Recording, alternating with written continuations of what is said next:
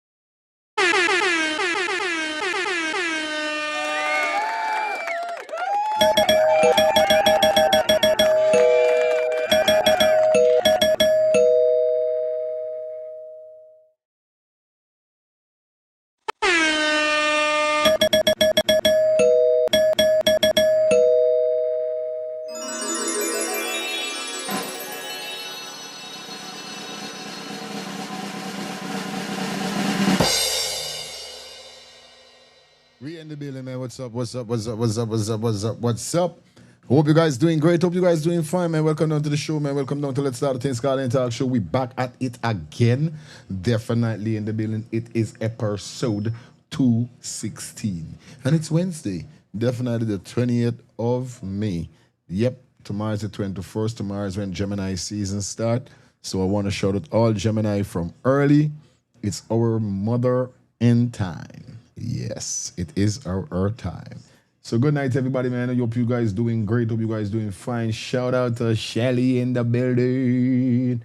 Shelly, we was concerned about you this morning. I was wondering about you. Anyway, you're there about everything good. Everything hard, sis. One love. Anyway, we in the building, man. I don't know what's going on. Yeah, man. As you guys can see the thumbnail, the title, you don't know we're dealing with corruption. Can't. Stop in Guyana. Let's talk. You understand?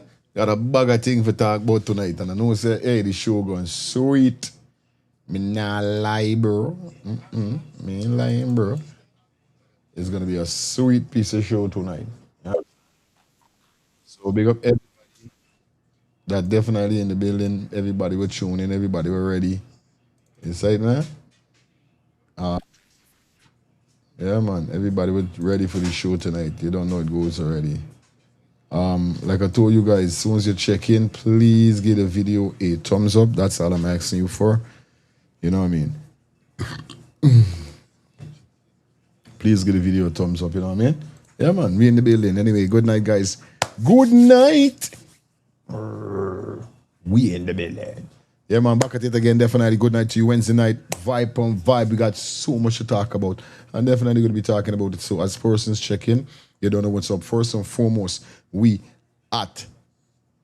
100 away from 23 key. Bumbo clap.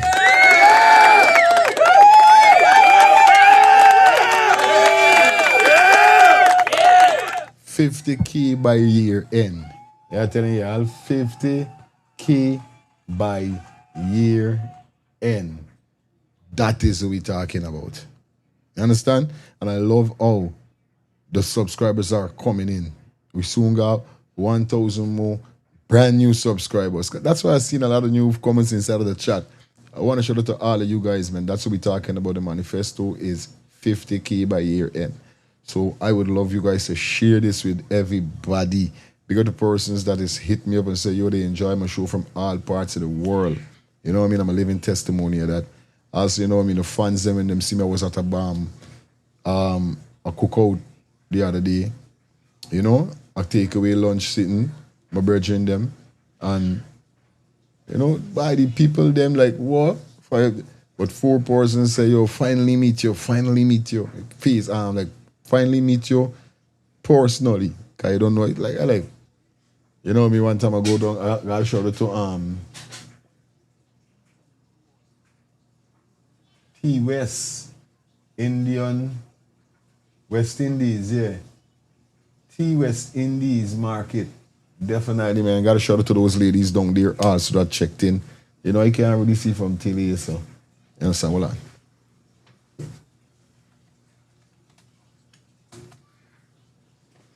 All right. Yeah, T West Indies Market, located at 3269 Salem Road, Coverton. You understand? Shout out to those girls down there. Or should we say shout out to the ladies, the big ladies them down there, because big woman is walk down there, they're not girls. So shout out to those big women them down there. I was there shopping. I know, I mean, invite few of them to the party, and they was like, I hope you're bringing your mic.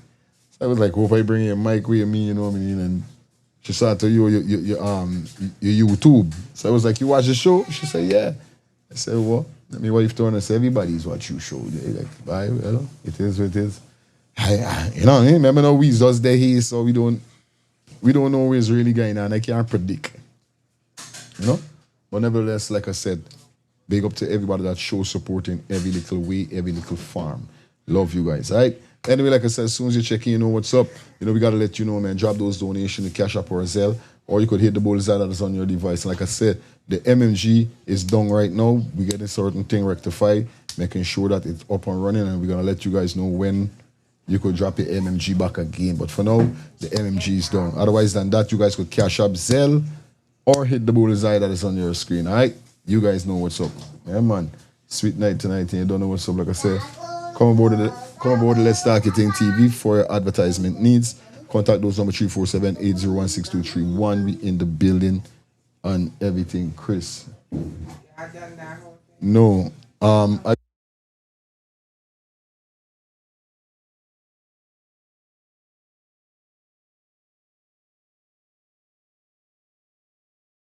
Yeah, guys, like I said,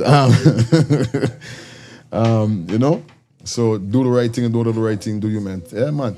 Come aboard with us, say advertisement need, like I told you already, you know how it goes already. I don't have no chair right now. Just go and sit down, go and sleep or something. Tired of you backside. Every minute is daddy. Go, mommy lil. Yeah, like I said, definitely shout out to Michelle Campbell, definitely for that skincare solution for all ages. Like I said, guys, if you got skin problem like your face and these kind of things, not your body and them things, your face. You know what I mean? If you got problems with your face and so forth, like your color, acne, so forth, Shelly Campbell definitely brings you the skincare solution for all ages. The number one direct selling skincare solution company, in the world. Definitely, you guys could hit Shelly up on 917-602-8456, or you could definitely hit her up on our Instagram inbox her at mk_Shelly3. Those numbers again, 917-602-8456. Check her out. Shout out to me, Shelly Campbell, man, with a skincare solution for all ages. Definitely, it's all about care to home care. Definitely, trusted home care for peace of mind. Definitely contact them on 770-648-7532. They are located at they are located at 1424 Veterans Drive, Street Suite 3A, Conyers. Definitely, like I said, contact them on 770-648-7532, or you could visit them on their website at www.caterhomecare.com. Yes. Heading to St. Lucia looking for that one-bedroom Airbnb. Definitely, you need to contact Cozy Studio for rent. Yes, enjoy a cozy stylish and tranquil restraint in Mount Fortune, St. Lucia, offering a peaceful comfort for solo travelers, couple, and business visitors alike. This one-bedroom Airbnb contains one bedroom, one bath, baby crib, air conditioner, hot and cold water, barbecue grill, outdoor dining, secure parking, and complimentary Wi-Fi. For more information or bookings, you could contact them on 758-732 484-86. That's 758-732 484-86. Shout out to my boy Feroz down there in E&F General Auto Repair Inc. Like I say, in Brooklyn or Queens, definitely need your vehicle to be fixed. You know what I mean? Feel like you're wasting money, definitely check out E&F General Auto Repair Inc. Telephone number 347-844-9333 or 347-357-8723. That's 347-844-9333 or 347-357-8723. Remember, guys, if you're going to be in Guyana, remember, own your own strength. Yes, the ladies are there from since the 18th, and definitely they are doing what they got to do. So if you're in Linden, you're in Berbice, you're in Georgetown, wherever you are, guys, you don't know what's up. Look out there coming your way. Own your own strength, definitely. The organization, company, corporation, you know, it goes already. Foundation, we should say. And like I told you guys already, right? From the 18th to the 24th, they're going to definitely be in the country. So do the right thing and don't do the right thing, do you? Wait, what? You know?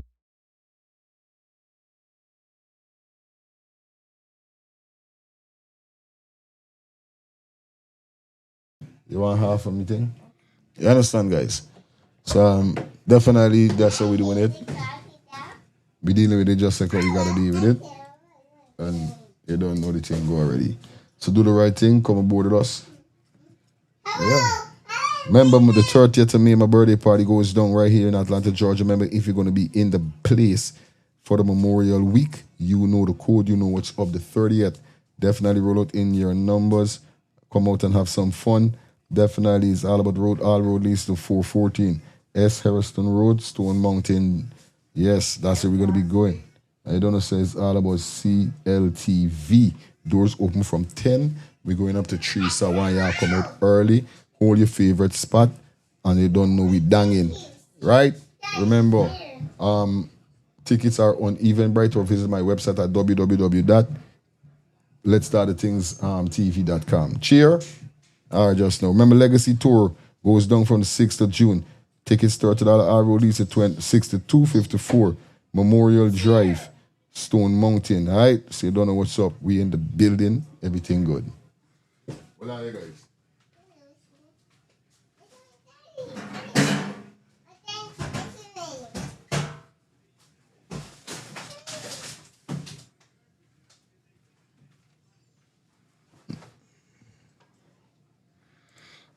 This me boss, someone by. So when she said that, yeah, if me move, be nice. I got run when she said walk.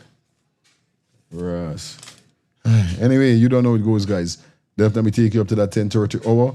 You don't know what's up. It's the middle of the week. It is Wednesday. We got some great topic for you definitely tonight as we flex and don't get vexed. You understand? We say flex and don't get vexed. Now you're going on now. Yeah, I don't know 2-minute call. You don't know the ball game. Go already watch the next body. Them man bringing out by the foot. Hey, Jamaican police, them is trouble by. And them man go for you is go for you. And them man go for you is go for you. Them man don't play by. It's go for you. What's the matter? It's not working? I don't know why it ain't working. Well, use the one here. Look this one. Yeah, drink from the one then. Because I don't know going on. Anyway, yes, thank God I'm in the land of the living and not the land of the dead. So I'm happy. Me guy don't know badness road today if I make money. This is why they're upon, you feel like they're upon stupidness. Money they're upon making in this place. They're upon foolishness. I'm not upon foolishness. Not gonna be upon foolishness. You understand? Yes. So what's going on? We're gonna kick it off first. Because I feel like kicking it off first. Wait up, but I'm gonna kick and drop for the second segment. Yes. We got a mad piece of documentary that we're gonna drop. But first, let me dive straight into the Bosphere. Now you guys know Edgel came out the other day and Edgel said that no boss man can't raise no Bosphere or taxi man. I know we ain't hear nothing from the taxi drivers. This is why I sit down today and I saying, you know, like, I'm to the taxi drivers, them all mean about them. Like them man is comfortable with the price that they're charging already, but it seems like the pressure is on the bus drivers. Now these are bus drivers from the west side heading to Perico or from Georgetown to Perico. And they concerned about the whole bus fare thing. They got a solution that they would like the government to take a listen to. You know what I mean? They got a figure, a price that they think that could be, you know, comfortable with passengers with certain drops and certain areas, if you get what I mean. Viewers and subscribers, let's jump straight into this here so you know it goes. I'm sorry, I'm sweetie. I jump straight into this here, so what the bus drivers them got to say. All right, make sure you like up the live, guys. Yeah, I don't know we're doing the two faces today. We up running this Let's Start the Things TV. What part we do? Talk the things. Let's get this. Drivers strike at 30 to park. Bus drivers strike at 30 to park. Where we have Mr. Brown going to explain about the strike at Vidinoop right now. Mr. Brown, take it. Good morning, good morning. We assemble here at Vidinoop, just outside the ferry stelling at the 32 minibus park, Vidinoop to Perica. We are on a strike as a result of what the minister went up viral on air and say that there is no increase in minibus fare. What I'm saying is that minibus fare has been increased since 2018 and we were being promised that the fare would have go up every year by $20 from 2018 to... Hear that? Now this is news to me because I didn't even know that.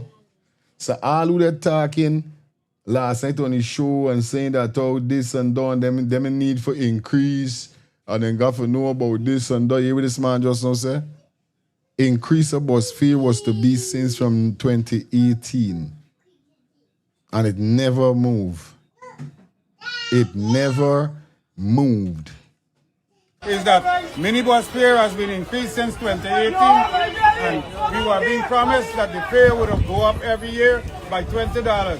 From 2018 to now, we have not received any information from the Ministry of Business, Public Works, or the government. And the operators are now saying that they cannot operate with a fare that has been for so many years, and they're calling on the government to intervene. So is there any fare at mine right now I would like to call? Yes, I have submitted a proposed fare that is justifiable to all the operators. And anybody, you care to share that with the public? Yes. How much will that be?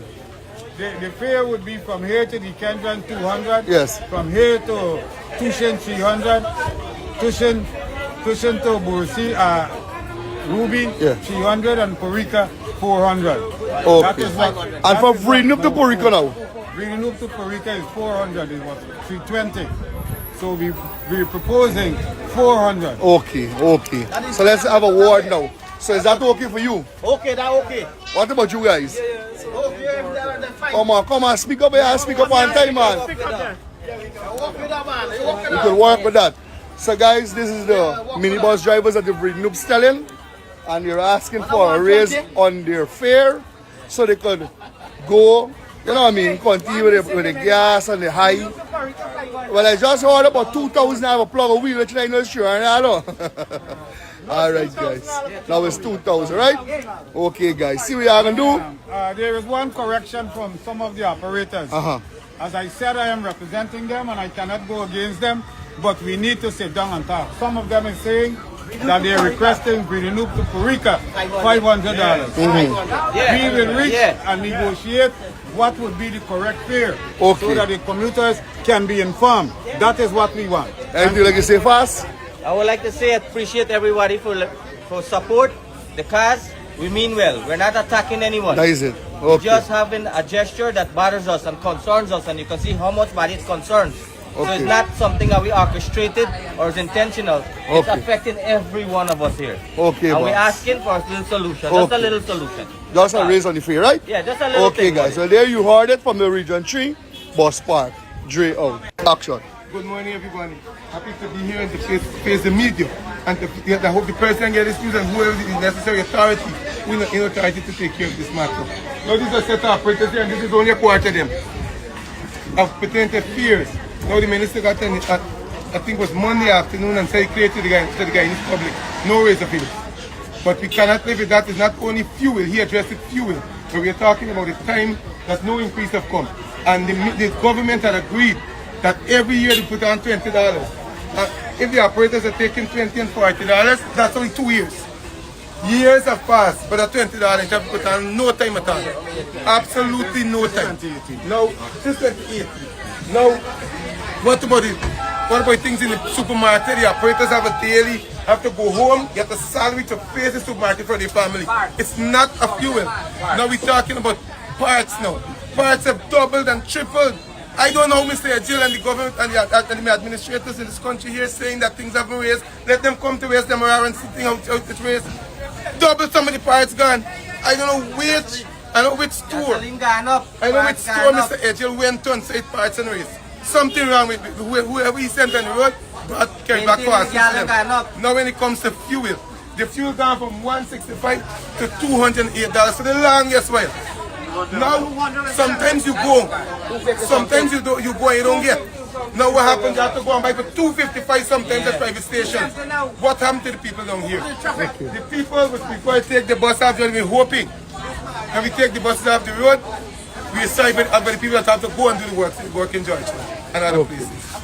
Well said, mister. Bus drivers. And definitely hear that straight from the man. You know what I mean? And I didn't even know all of that. I didn't even know from since this, the people themselves from 2018, they was to raise the bus price raise. And the government said that every year from then, $20 going to be added on to the bus price. Now, I don't know every year you're going to add $20 on or you just... But basically, we're saying that the price they're charging was a price that was there for a very long time. But it's just that the government with it, and this is why I keep saying, I don't know why the government is keep doing this. You know what I mean? Like, why you guys keep telling people that you're gonna do something, but you guys don't do it? There's the thing which bother me. There's the thing which bother me. No joke. You can't tell people something and then do it, bro. People looking forward for you. And there's all days when I say, yeah, I could capture, the PPP could capture the hearts of everybody in the country and could actually stay in the 20-something more years. But it seems like it's just joking, yeah. You know, joking, yeah. There's a guy now. It's bare joke, yeah. Nobody ain't got time with nobody. It's joke, yeah. Let me be careful. It's like, it's joking, yeah. I don't understand with something, but I tell you, I don't get it. You see? But I hope Mr. Edgels really know what's going on and they're on the irritation because it rough. You know what I mean? Who feels it knows it. Who feels it knows it. And like we was talking last night, it's not only gas. The man said, it's supposed to be 300 to have a plug a tire. The freaking people I'm taking 2,000. It's everybody expediting everybody. It's everybody robbing everybody. It's everybody does dep on them own meds. You know what I mean? Everybody does dep on them own meds. Anyway, let me jump into this next topic. So we got the female. Is that definitely speaking about Spanish. Now it seems like she's back in Guyana for the carnival, but since going back home, she's left wondering if is Venezuela should there or Cuba should there or one of them Spanish, one of them Spanish country, because she say, yo, it's every way she turn. Is a Spanish. Take a listen. Guyana belong to the Spanish. Everywhere you go is Spanish, Spanish, Spanish. Everywhere you go is Jesus. Right, big up yourself as a girl, Queen of South America. Big up yourself. Listen, I'm in GT and I don't want to understand what's going on. It's shake up as amigo. What's going on? Why are there so many Spanish living in Guyana? Y'all not even giving no other country a chance to come and get little of the Isle money, because obviously it's not going to the Guyanese people. So wait, hold on there. Somebody in the chat Sato, Amanda Sato, good night 2018 was Granger government. What's wrong? No, we got to talk about this. Yeah? Okay. But this is what the man said from since 2018. The okay. So this is why since it raised in 2018, this was Granger. Since after then, the new government. So it's when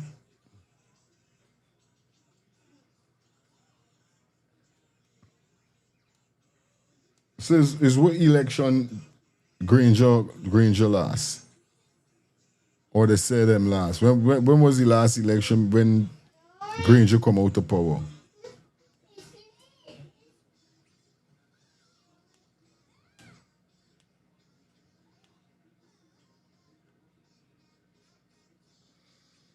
Got a sticky. Yeah. Anyway, we continue. You cannot even, you don't have space to walk on the streets for Spanish people. The Spanish are every. Okay, 2020. Okay. Because I can't remember. Oh, yeah. What's chopping inside that one? Like I'm making alien. This one I beat out. This one I beat out indeed. This one them lose indeed. Or wherever this happen. Thanks for reminding me. I know guy now. Yes, Salvador. Blessing night to you, the technician, wife, kids, and the lifestyle for rights and well-being. Madonna, Shelley, now the lion. Yeah, this agreement with that tax, with that fear was made under the Granger administration. You see? And Granger administration plan give them the agreement of every year $20 supposed to add on the fare. But them gonna come and then get destroyed up. Oh, this why? I'm around them in all up or them in sign it. Because I remember, a lot of these things was given and some of these things wasn't passed in the parliament because Granger had that wrong that time. Granger was busy fighting the no confidence vote. It was a throw off in parliament. You see? Was too much going back and forth for the no confidence. So a lot of things had been said that didn't put into play because of the no confidence was a distraction to the Granger administration. So these guys come and say, hey, boom, they know about. It's like they're saying them know about though. They got eat up. That wasn't them agree with them. Right. That's under the Granger. I remember them come back in power 2020. Right. All right, I did listening. I telling you, man, it's sad.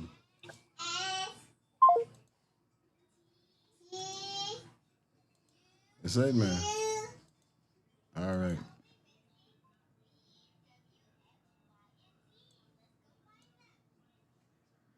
All right, good. Before we jump into this, so you don't know what's going on, we can leave this Spanish thing for a little more because it's kind of sticky. You don't know it goes already. Big up to everybody that definitely tuning in. Please like up the live for me, guys. Like the live up for me. All right. So let me jump into this one. So now we see whereby, oh, what it got a little new twist in the twisting. They got a twist going on. You know if you all know going on right now. But the twist is this. Yep, they got a piece of twist in the twist. And we got to bring the news to you, man. We got to bring the twist to you guys. Because y'all don't know what's going on now. You guys, if you guys know this face today, so you're doing it, you know what's going on. This is we got into the next segment. I know the cars, them are coming in late now. Jesus Christ. You know what I mean? I know persons now checking in, pony checking. It's like I just see Samuel when look like he been trying to come in. Look like he been trying for forward. It's like I mean over there.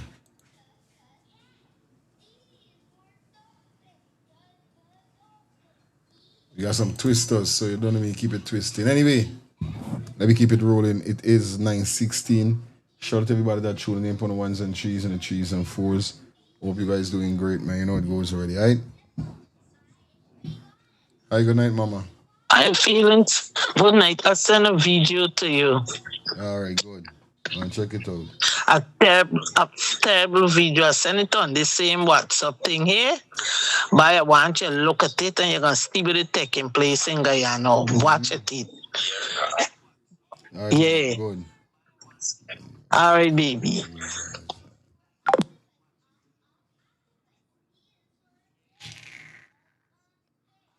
Come off me phone, bar, but things stupid things sending me. Anyway, let's see what you're talking about here. So, take a peek. No.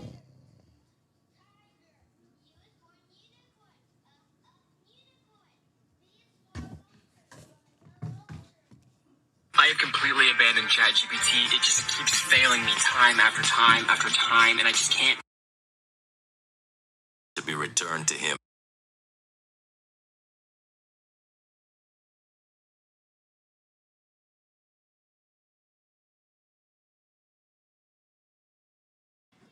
Mommy, reading me mind. Big up yourself. I just don't check and see what you're sending me. Because this is what we now going into.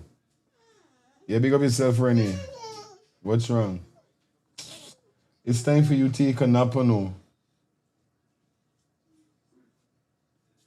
Yeah, guys. Definitely like up the live. You know it goes already. Anyway,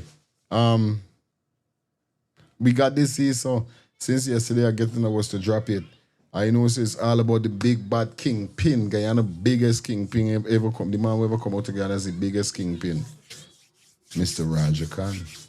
Now this is another documentary, just like the last one we saw the last time. And it's a serious piece of thing because a lot of things I didn't even know when going down. But we can get into it. So make sure you like up the live, share up the live, do what you got to do the right thing. Alright? We got 290 persons on the check-in. Please like the live up, give a thumbs up. You understand? Gotta say big up to me, Shelly Campbell dropping that $20 super chat donation.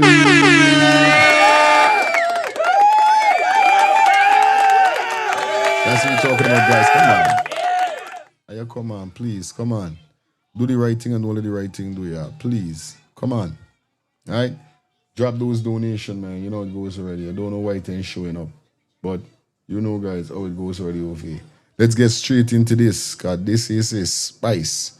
Spices. Let's get it.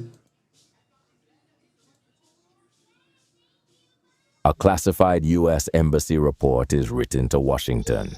That report was marked secret. It was written by the United States ambassador to Guyana, and it described a man who had, in the space of roughly a decade, built a cocaine empire, armed a death squad, buried his enemies, laundered millions through housing schemes and a private island, and done all of it, with the knowledge of senior members of the Guyanese government. His name was Shahid Raja Khan. He was 33 years old when that report was written. He controlled more territory in Guyana than most politicians. He had bodyguards who were former police officers. He had surveillance equipment that governments are not supposed to sell to private citizens. He had a direct line to the highest levels of power in Georgetown, and he had never spent a single day in a Guyanese prison. To understand Raja Khan, you have to start not in Guyana, but in a courthouse in Vermont. Making joke. Sad man. Sad head. You could tell me about sad man. Sad head, rough and tough. I never spent a day in Guyana jail. Making joke. Yo, these things is like seeing these things to see what went down here, what went down back in them times, guys. Them times there, I the young, I the minding my own goddamn business. I wasn't minding nobody business. Was not. I'm on my own business. But as I got big, as I got elder, as I get big and get wise, it's good to hear what happened and peep back, look back and say, oh shit, what? For real? Okay. And I got a couple people I know within the whole scene. Not personally, but by seeing them. You don't know. Get the video a thumbs up, guys. Let's go. Let me see something. Only down. We got. Can't be. Let me check and see. Can't just be. All right. Let's keep it rolling. We got 51 likes. Thumbs up the live, guys. Come on, let's go. January 1992, a young Guyanese man named Shahid Raja Khan was convicted in Montgomery County, USA, for breaking and entering and theft. It was his first recorded criminal conviction. He was still in his late teens. Breaking in and entering theft. You know what I mean? So from the age of 18, he trying badness. So he started off as a thief, but it never worked. While on probation for that offense, he was arrested again, this time in Burlington, Vermont, on charges of receiving and possessing firearms as a convicted felon. Oh, sad man, sad. Sad man say F that. I got time with y'all. He's a gangster. He kinda like he's an American. It's this or them American is rule. And I'm talking about the Americans, them that born in America that can't get deported. Because we don't know, even if you come from any country and you do anything that you ain't supposed to do, they deporting your ass. They're going to deport you because you're not born in America. It's like a Guyanese. I can't get deported out to Guyana because I'm a Guyanese. Not a Guyanese citizen only, but a citizen in the way, but a Guyanese national. A U.S. national he Guyana like. It's only them banners get on like though. Them Yankee banner. But they in something already, they in the system and still doing their free outside for going in the system again. It's only them Yankee banner you see though. And for no, he is not an American. He was just become an American citizen because of his family or wherever he visa or however he made it look like his family. Because if he started doing them things from such a young age. The federal case was serious. He was indicted. He was released on bail in November 1993. He never went back to court. In 1994, Shahid Raja Khan fled the United States jurisdiction and returned to Guyana. He had a warrant outstanding. He had a conviction on his record, what he did not have apparently. Well, now I see, because then time the thing, all like if he did do it in this time, he see he don't get deported already. Since he get convicted the first time he did get jail, he wouldn't even get chance to come out. Forget a second chance to get catch in the next serious offense. Yes, right, man. He would have never that would have never happened. Cause it's in them time there. Now them thing don't happen. Them thing would never happen now. Never ever. Soon as you as a Guyanese, you flip is flop. Was any intention of answering for it. Guyana was changing. In 1992, after decades of authoritarian rule under the PNC, the People's Progressive Party, the PPP, had won free and fair elections for the first time. The economy was liberalizing. Private sector growth was being encouraged. The country was cautiously opening up. Is the truth? This went happening after they winning the time there? I can't remember. Raja Khan arrived into this opening, and he moved fast. Within a year of returning to Guyana, Khan had established himself. That man come in the right time. When them man take over, this I tell you like somebody must be call and they say, hey, forward. Come back home by. We running things now. Things ain't running we. Come and turn up this place. It's up on a different level. Himself as a businessman. He registered legitimate companies, pharmaceutical imports. What your Raja can look now? So. I telling you about a little short shrimp like this back in the days, one of the deadliest man in Guyana. Electronics distribution. He began building housing schemes. He was known on the street as Short Man, a compact, sharp-eyed man who did not look like what he was. I feel just socially. I feel it's they said for you. Yeah, I tell you, I feel it's they said for sad man. Cause how just dry he beat out from America. The first time he do something, he beat out. But less, it's not even how it song mean of the man saying less than what. Well, it sound like in less than a month, he done maintain something already again. And after he get whole, same time PPP go in power.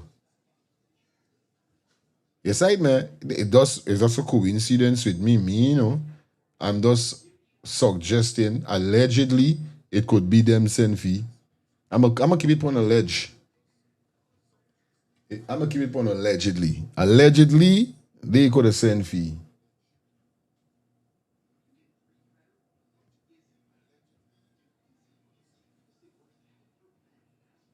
Yeah, we know though. That's what I'm trying to tell you. You understand? You start he run from there because he run back to Guyana because he was wanted in Vietnam on gun charge. Okay. You said, man. He know when he run, he get called. Yeah, man. Becoming. All right, well, he come home. That's why I say allegedly. He reportedly designed buildings on the University of Guyana campus. He ran low-income housing developments under a company called DreamWorks, Inc. He was on the surface, an entrepreneur. Below the surface, he was building something else entirely. Investigators who later examined his accounts found no bank financing behind any of his construction projects. Man smart, boy. Man smart. I telling you, you know? None of the man business in there any name. Cause the man don't know, the man say, yo, you know, so I got to turn up Guyana. I got to put Guyana upon the world map more. And now with no game, now with no sport, now with nothing but one thing. Guyanese bank executives told U.S. embassy officials that all of Khan's real estate activity was being done without a single bank loan. He was building houses. He was buying property. He was acquiring a private island on the Essequibo River. All of it cash, all of it unexplained, from a convicted felon. So wait, the bit okay, so the place, this how the place looks so. Wait. Buying property. He was acquiring a private island on the Essequibo River. I wonder if this is the place. All of it cash, all of it. In the Essequibo River, I go in Essequibo. They got a faking place there on an island like a pink building. Like this look just like the place. I used to want to know who place. I think them they said is Roger Cant place indeed, you know. Yes, I think it's the democracy had a lot of, you know.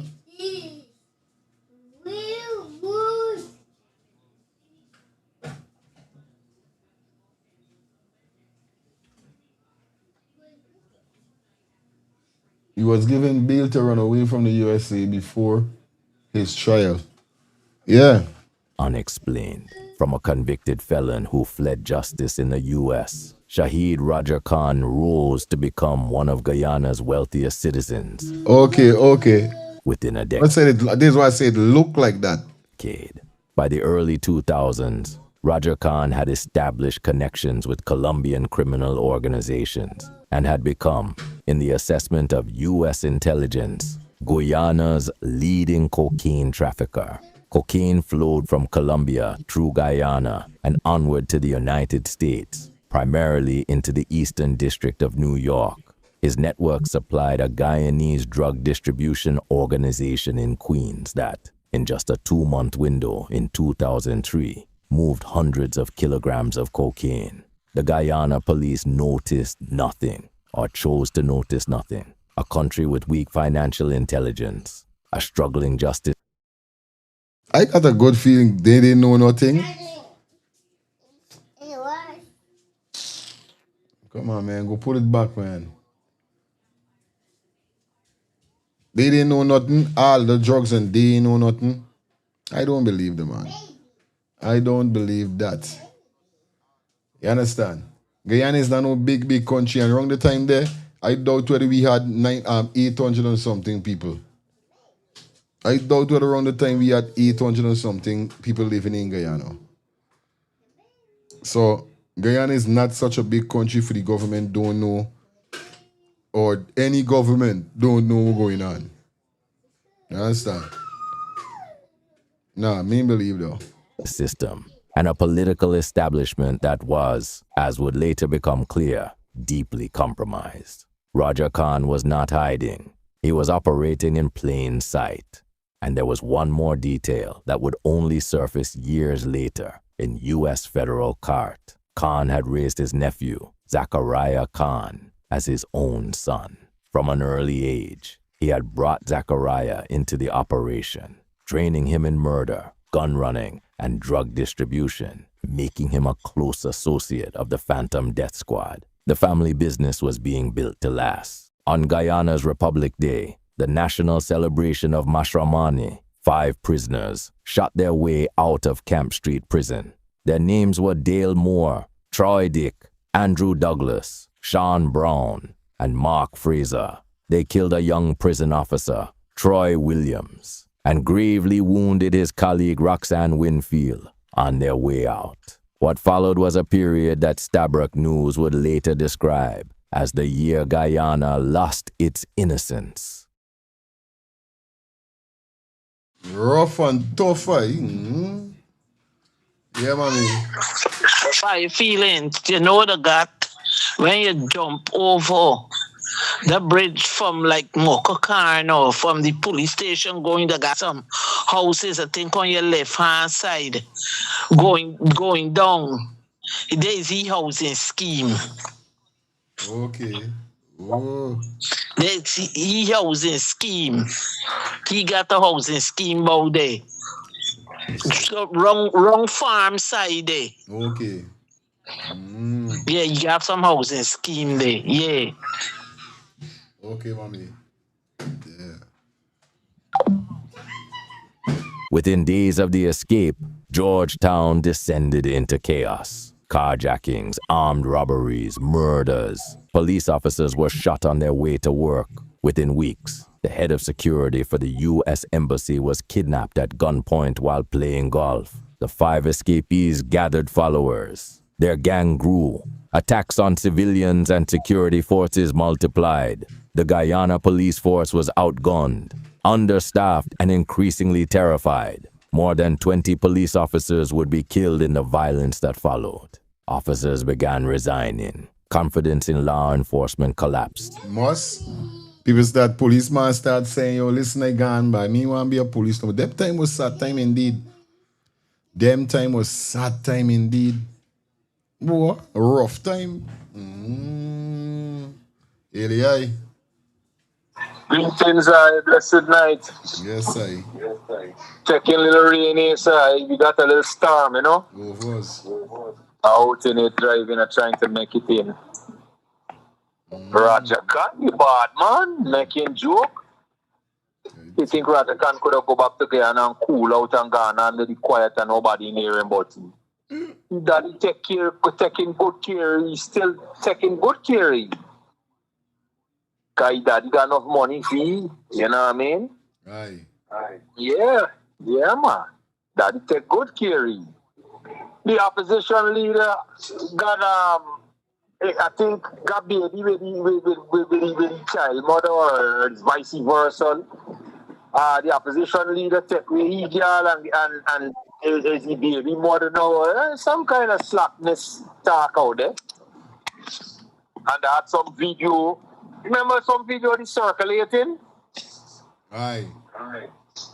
Around that time there, when they said Mohammed he take away Raja Khan girl and beat you up and Mohammed Banner them they beat you up. Remember they had some little vibes. I think the thing coming back to me, I think yeah, man.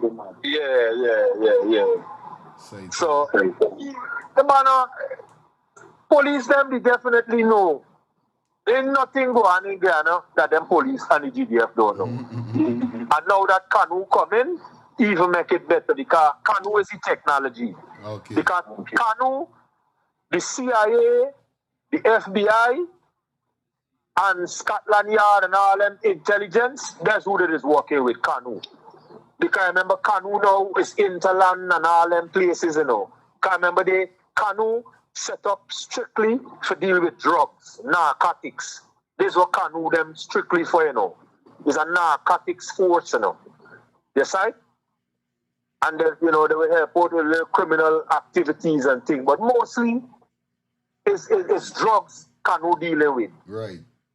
Yes, right? And intelligence.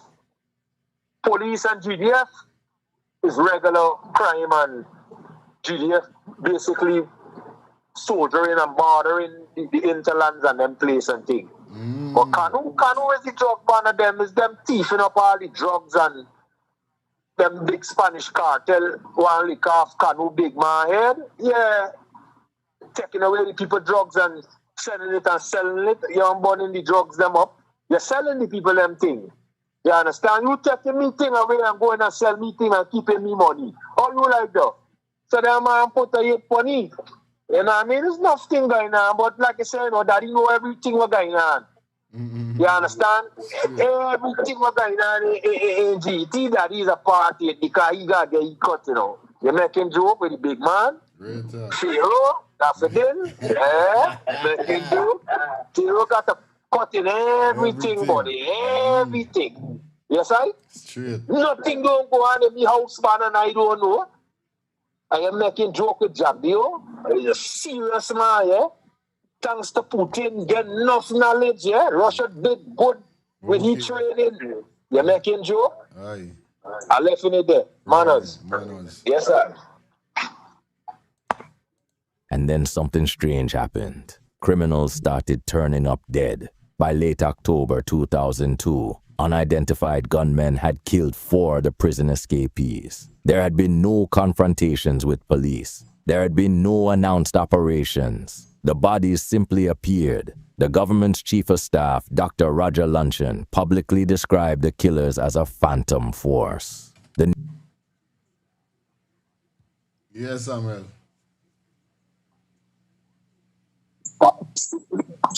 Good night, good night to you, Miss Trisha. Good night to you, see you in the comments. Good night to Miss Trisha, Miss Angie, Miss Shelley, Lifestyle, Albert, Rastaman, Diane, all the Rastmen on the program, and to everybody else who I don't know your name, big up yourself and good night. Fire, look at this. Look at this. Yeah.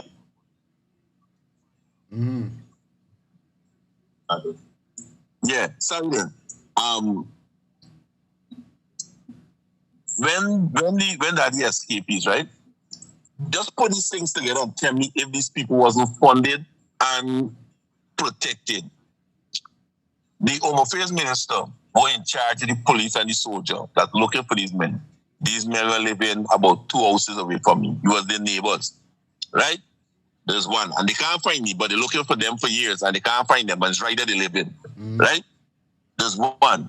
2, NIS get robbed. They claim it's the same men robbed NIS, right? But at the time, when they were looking for them, we had police and soldiers in our streets. And not a police was in sight when NIS get robbed. Aye. When America Street get robbed, not a police in sight. They turn up after. 2 of the wanted men were wanted for years. For 2 or 3 years they wanted. When both of them get found dead, both of them gun license was renewed a week or 2 before they did. But they wanted for years. But they wanted for years.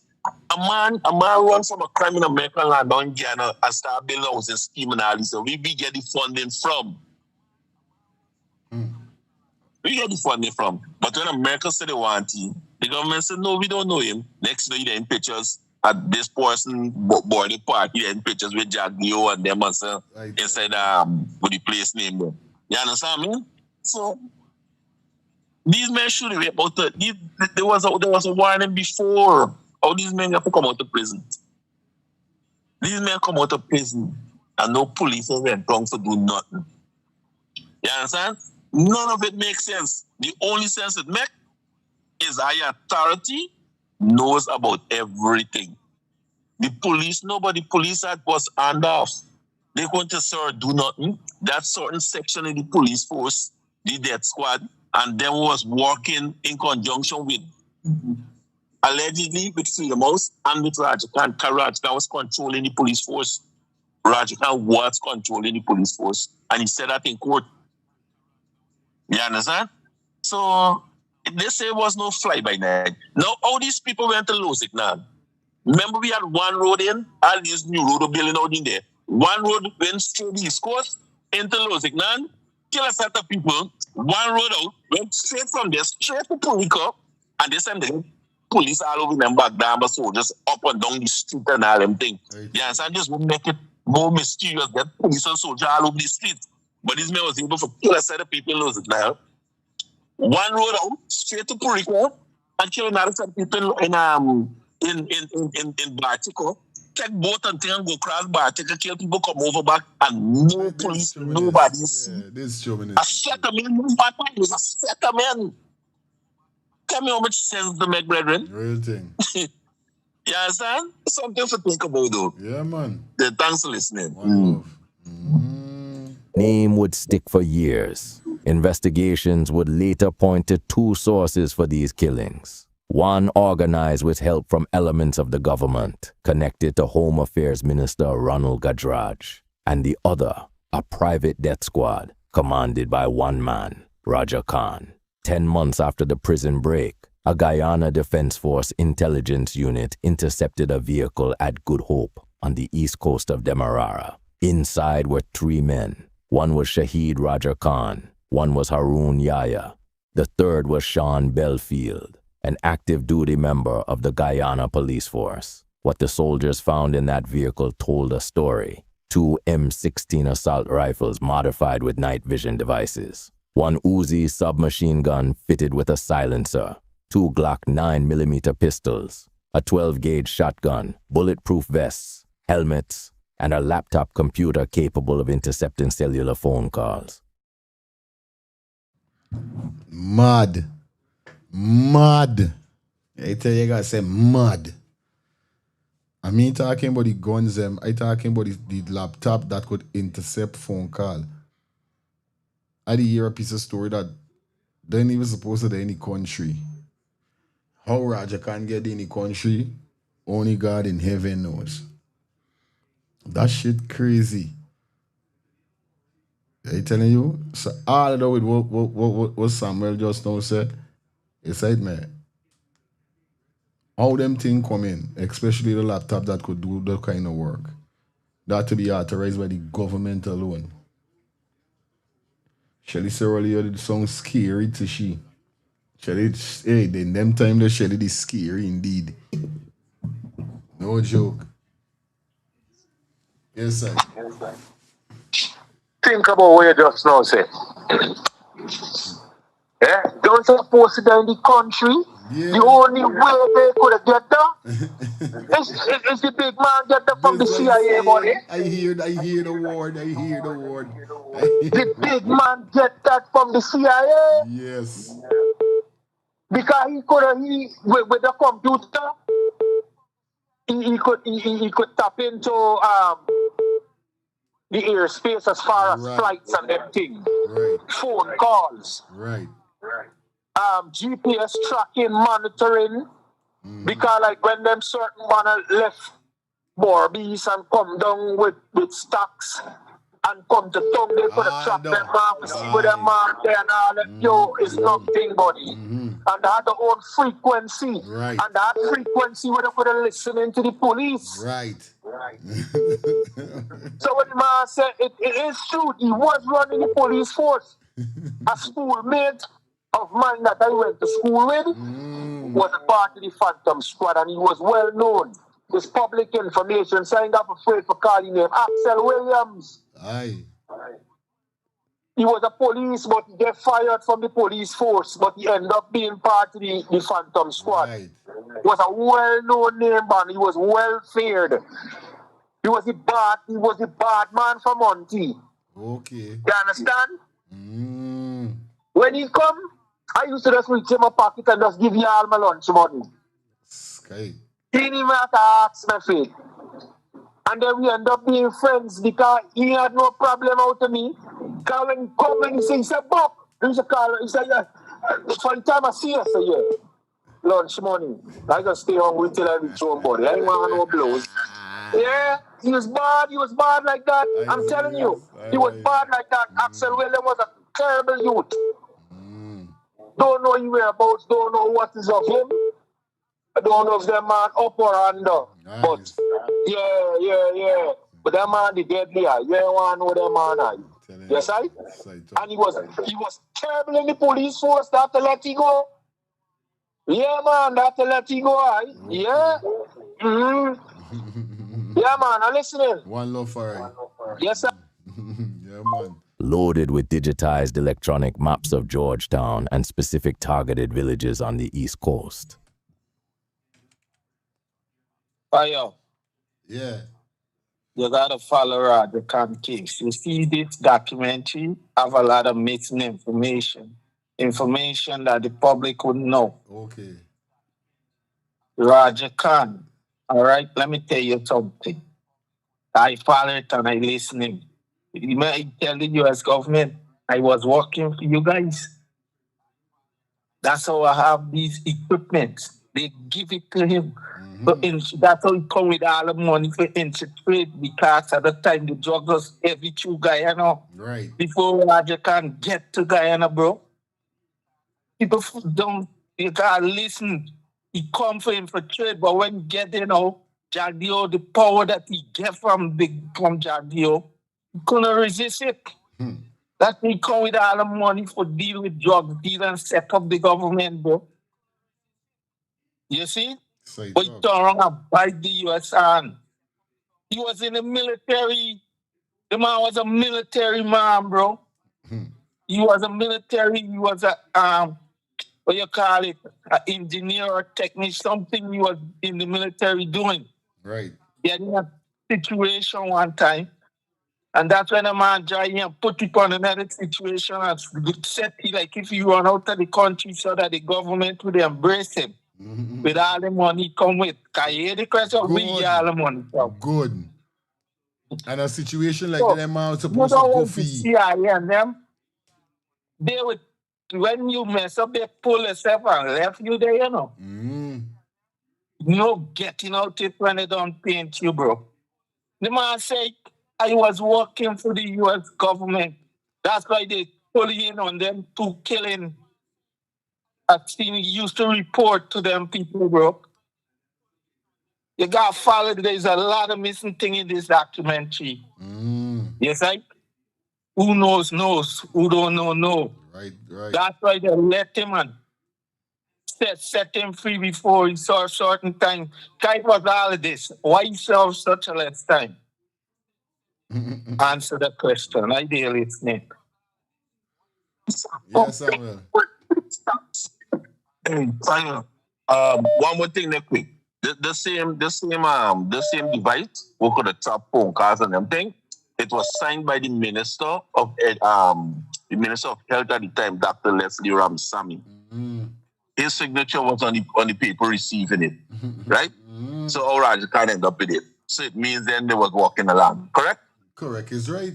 Oh, and the next scary thing is the same Iambas come, the detective that was investigating the Paper Shots murder, say that the thing is still in use until the time when he was talking.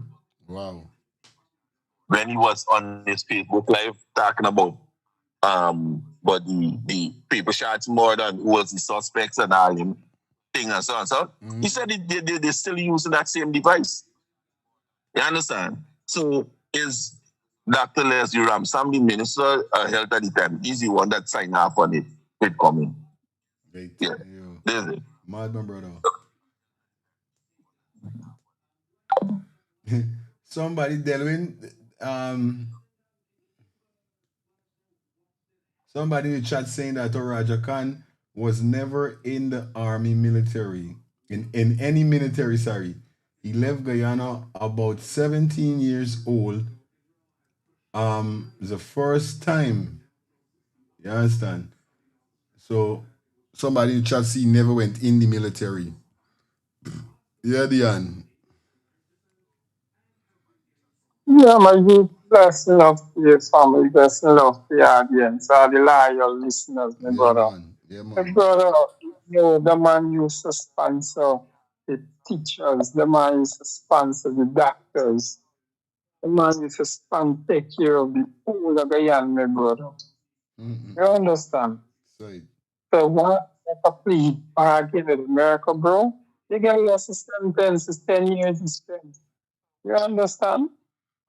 10 years in good behavior pattern. You understand? And the man come back and look now. Only when you're affiliated with the PPP, bro, you could come back again and do anything you want, bro. Anything you want. Look at this last guy who come back. Who was that? It was a criminal in America. Little man come back and open a security firm and go and shoot the girl. Yeah? Say it up. You could remember the story? Yeah, man. Yeah, bro. So you could do anything, bro. Once you affiliated with PPP, you could do anything, bro. You could do anything you want. And I know nothing matters out. Big up on you, they're listening. Laptop computer capable of intercepting cellular phone calls, loaded with digitized electronic maps of Georgetown and specific targeted villages on the East Coast. This was not a man going about legitimate business. This was a man about to conduct an operation. What happened next is where this story gets its darkest dimension. Khan and the two men arrested with him were charged, but the trial proceeded in a magistrate's court. They were found not guilty. And then, according to testimony later heard in U.S. federal court, a senior official from the presidential secretariat intervened. The weapons and surveillance equipment were ordered to be returned to Roger Khan, a U.S. diplomatic cable released years later by... Wow. Either by sad man them win the keys. And them man see we're going on. You gotta give back this man. The boy. That's sad. That's tough. Later heard in U.S. federal court, a senior official from the presidential secretariat intervened. The weapons and surveillance equipment were ordered to be returned to Roger Khan. A U.S. diplomatic cable released years later by WikiLeaks was blunt. It said that Roger Luncheon, the head of Guyana's presidential secretariat, had personally ordered the return of Khan's equipment. That a senior official from the office of the president described... I never like this man, by. Never ever like he. Real thing. Described the arrest as a mistake because Khan was working with the police. The arrest had been a mistake because Khan was working with the police when the arrest was made. Even more explosive, testimony in a U.S. court later revealed that Khan's cellular intercept equipment had not been purchased illegally on the black market. It had been purchased from a Florida-based company, Smith Myers Communications, a company whose co-director later testified in court that the device was sold to the Guyanese government and that a government representative had signed the purchase order. You see that? You see that?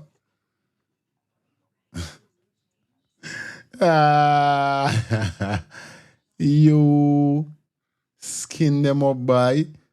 Big man say, listen, it's them man buy it. No mean no Roger can never buy nothing. You know what I mean? This thing can't buy by anybody. This thing can't purchase by anybody. Them thing ain't make for anybody for purchase. You understand? CIA, FBI, them kind of man, people in high, you know what I mean? High profile, secret officers and you know what I mean? Top secret banners and them thing, top secret officers and business. Whoever dealing with them thing, but no normal man cannot purchase the light though. I don't think so, bro. Good night. Yeah, fire. You see what me tell where you things that you call fabricating evidence and switching narrative. You hear where the man turn, so where the thing come and clean from. But you gotta watch the case when the man went and he says them. It not nothing to do with the guy. All right, you as a government, why would you buy this thing and put in a man on that in like that? You understand? It makes sense. America put every blame on the Guyana government because of how they was corrupt. Roger came for infiltrate the government due to drugs trafficking in America. It was coming to Guyana, bro. I know some aviators used to bring drugs to Guyana since from the 80s, bro. Yes, I have heard about the man called, I mentioned his name yesterday, last night with the one that bringing them bus was some white creamish bus. Man, they call Lazo. That was the first guy, cartel in America. I could call a certain name that I know used to move with it. Yes, right? The Forbes magazine was labeling one of the richest Guyanese cartel, the richest drugs dealer ever out of Guyana. I telling you. Yes, so I'm telling you this thing, a lot of things on fall on the government and Roger Khan. Can America pull itself out, they pull itself out. And when they paint you bad, they paint you bad. You see? You came here with a set of money, bro. They try set up, but you know what they say? Them Indian is not like we, we would have sell out to you. Do you understand the whole thing there? So when you see for I say, sometimes when you use certain things, then people is together, bro. You see Ali and Jagdio, Muslim and Hindu. But still, they're still pushing through, although the two religions don't get together. But here what happened, people missing the point when I was telling them is Indians together. So the religion is not going to separate the view of how they want to do things, idealistic. That representative was identified as Dr. Leslie Ramsamy, Guyana's Minister of Health. The government had purchased spy equipment. The Guyanese government director later testified in court that the device was sold to the Guyanese government and that a government representative had signed the purchase order. That representative was identified as Dr. Leslie Ramsamy, Guyana's Minister of Health. The government had purchased spy equipment and then given it to a drug lord. What Roger Khan built in the years that followed the 2002 prison break was, in the language of U.S. federal... Yes, sir.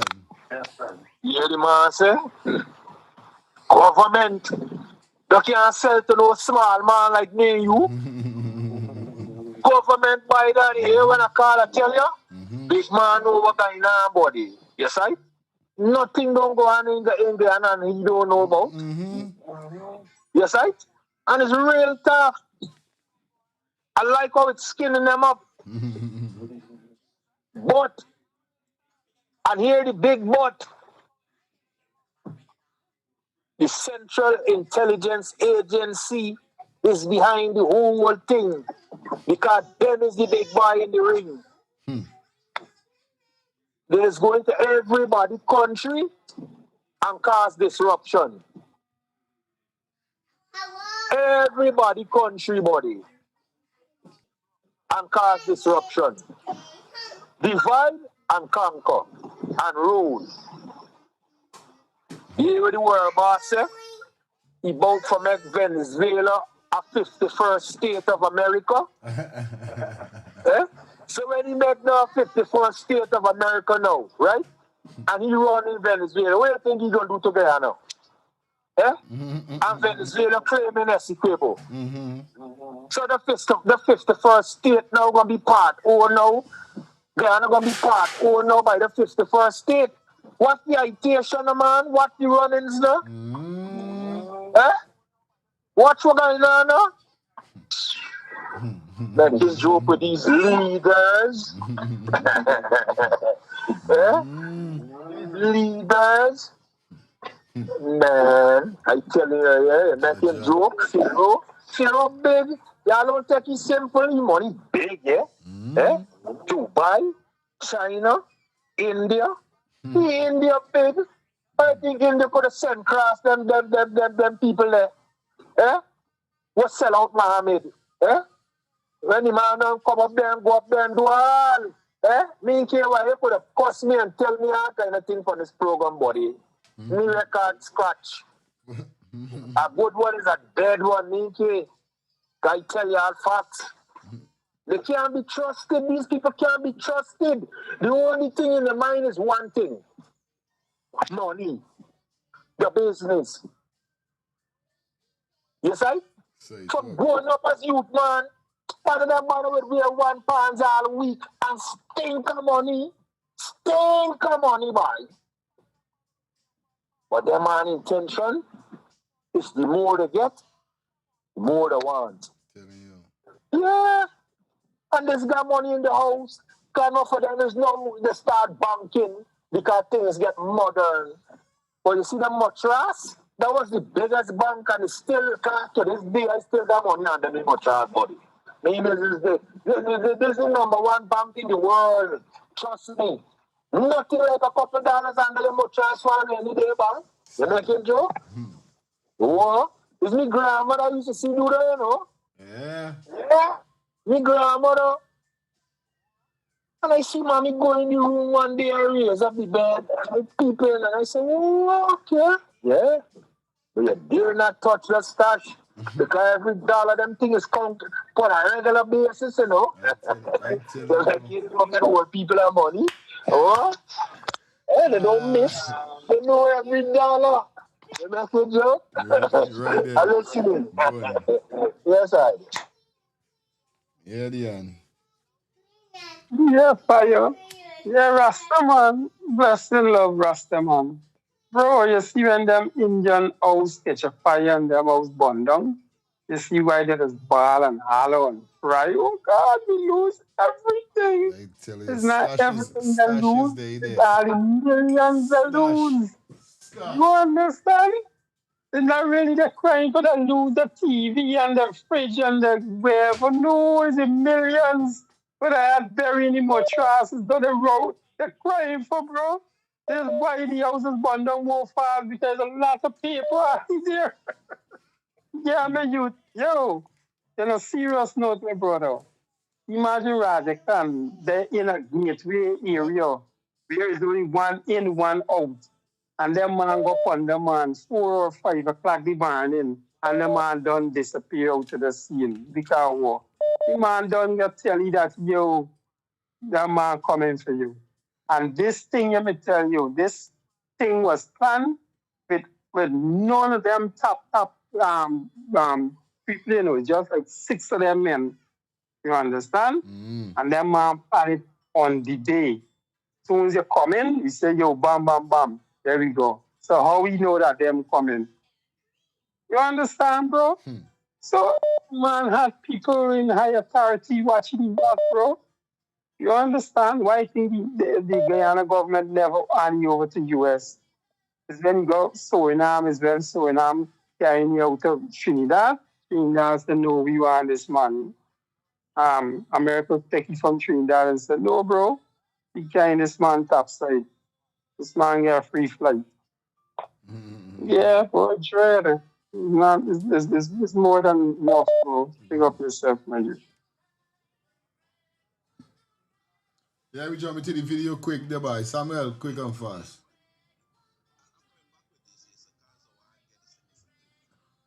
The US ain't just put the blame on the government. The government was directly involved. Is the government purchase the equipment, and that document will show that is Leslie Ramasamy is the one that signed for receiving it. Right. You understand? So now the US put it in, right? Put the blame on government. And the next thing is, now the US give Rajakan all them land for set up the business. It's the Guyana government. It's not the US give Rajakan the island to do business there too. Illegal or non-illegal. It's the Guyana government. It's not the US put Rajakan in charge of the police force and get the paying the nurses and get the paying the doctors from drug money. It's the Guyana government. It's not the US, sir. When the US ask you, and they said they know you, it's the Guyana government said they know you and it's who you and party with. The same ministers and the president at the time. So it's the Guyana government was involved in everything that Roger Khan was doing. It's the Guyana government. And in court, he told the court that he was working with the Guyana government. And the reason why he gets so less time is because he make a plea bargain.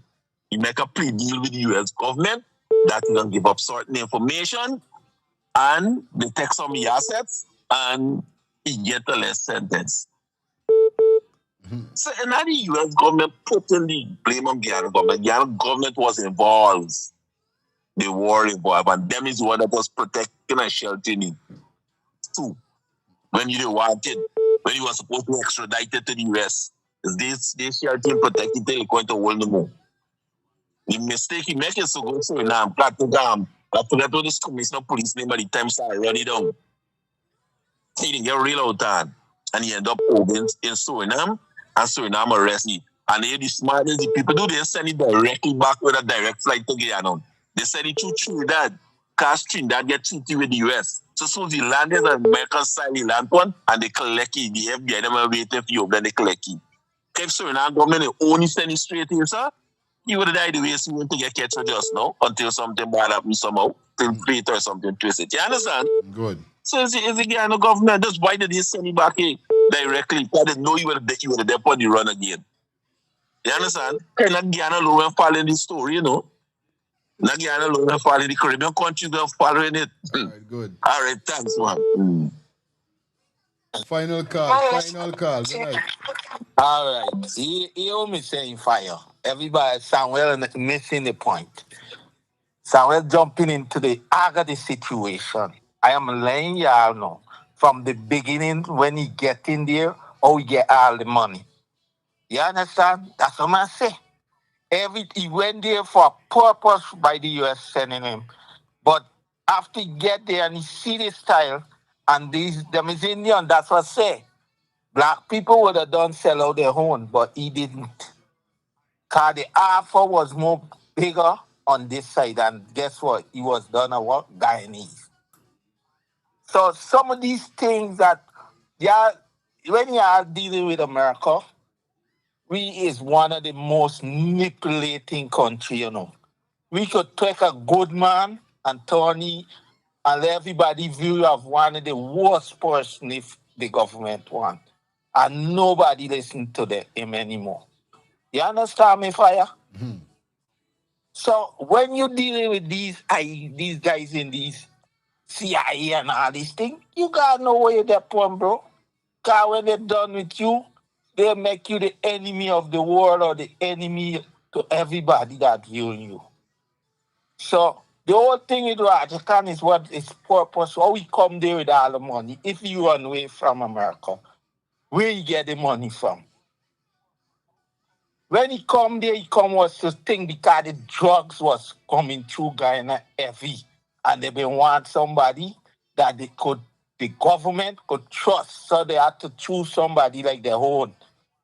But when they forget one thing, they're all Indian together. It's not a black man against a black man, bro. So the thing was tough. When he got there, he lay up with Jagdeo, and the power Jagdeo give you, America didn't give you that power. Their money, he get and turn over and start doing his thing. That's it.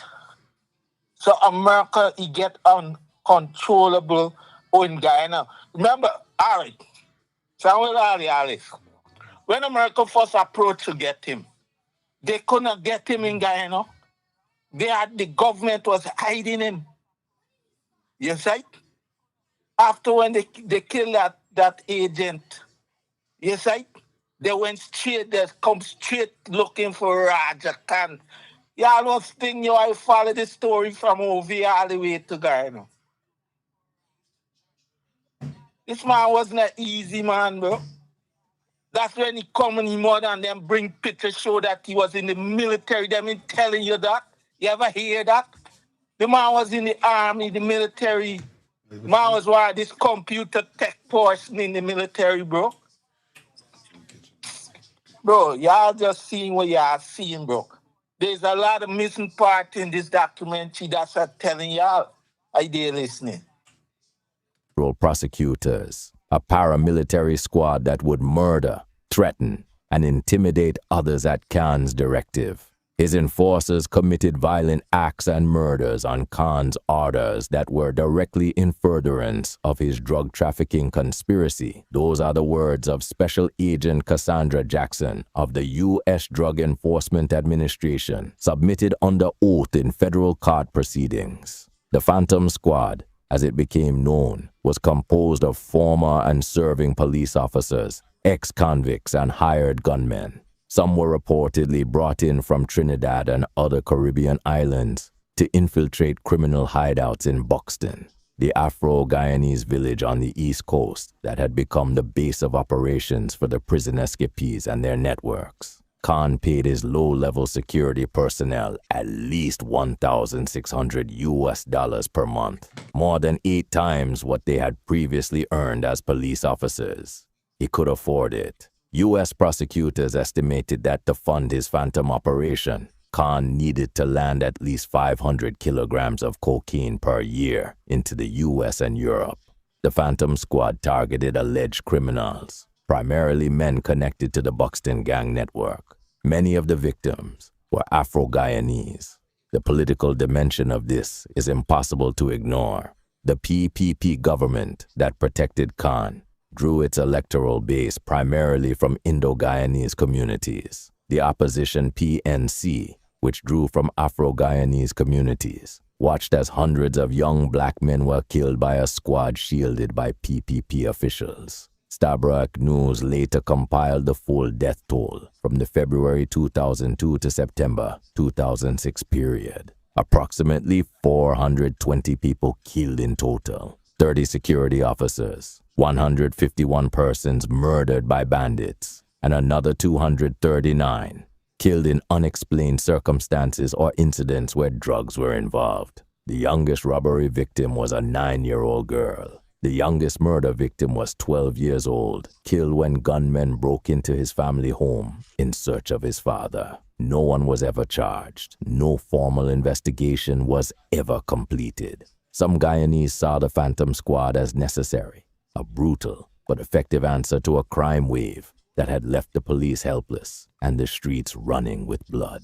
Others saw it as state-sponsored ethnic targeting dressed up as law enforcement. Both things can be true, and neither excuses what was done. In January 2004, a cattle farmer named George Bacchus came forward publicly and confessed on Guyanese television that he had been a member of a government-connected killing squad. He said his information linked the operation to Home Affairs Minister Ronald Gajraj. He said he was speaking out because his own gang had killed a close friend.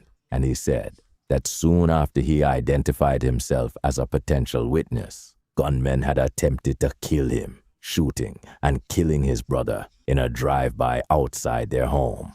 George Bacchus was shot and killed on the day he was due to testify against his brother's accused killers. A government commission of inquiry was convened. It found eventually that there was no credible evidence directly linking Minister Gajraj to extrajudicial killings. He was cleared and reinstated.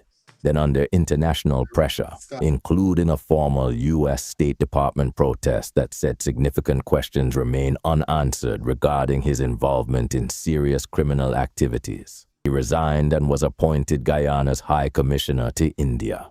No charges were ever filed. No prosecutions followed. By 2004 to 2005, Roger Khan was no longer hiding. He was a public figure. He gave flood relief to victims of Georgetown's 2005 floods, distributing food and mattresses through his DreamWorks company.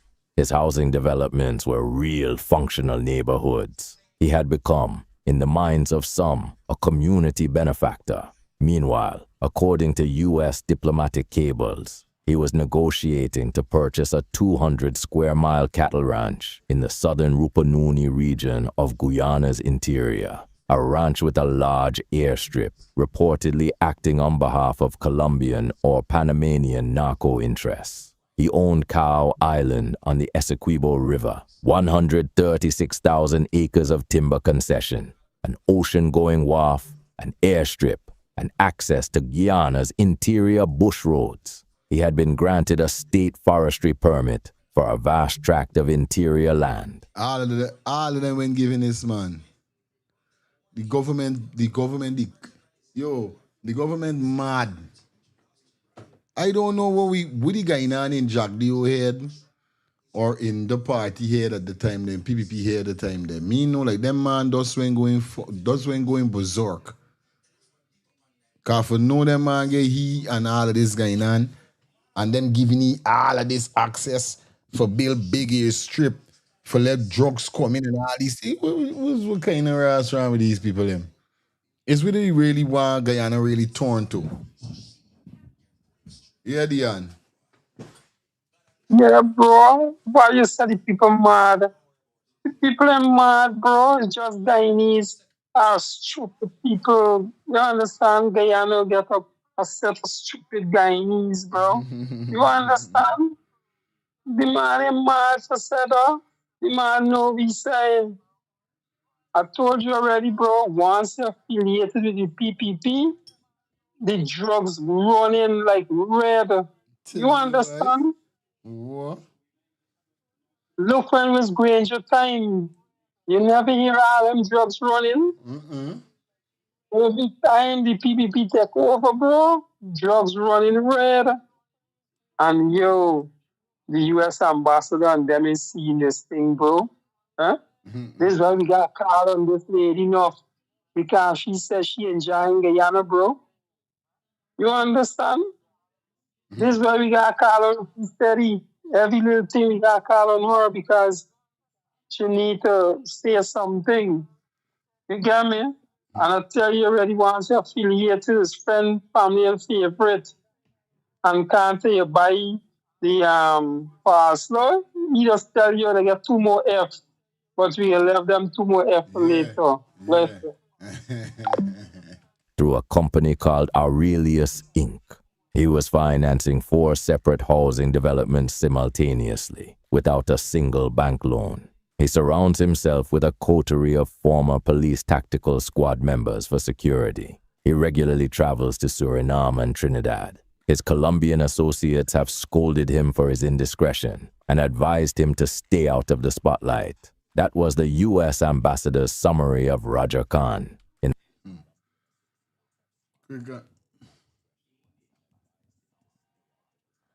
A classified cable dated February 2006. The cable's subject line asked a question: Guyana's own Escobar.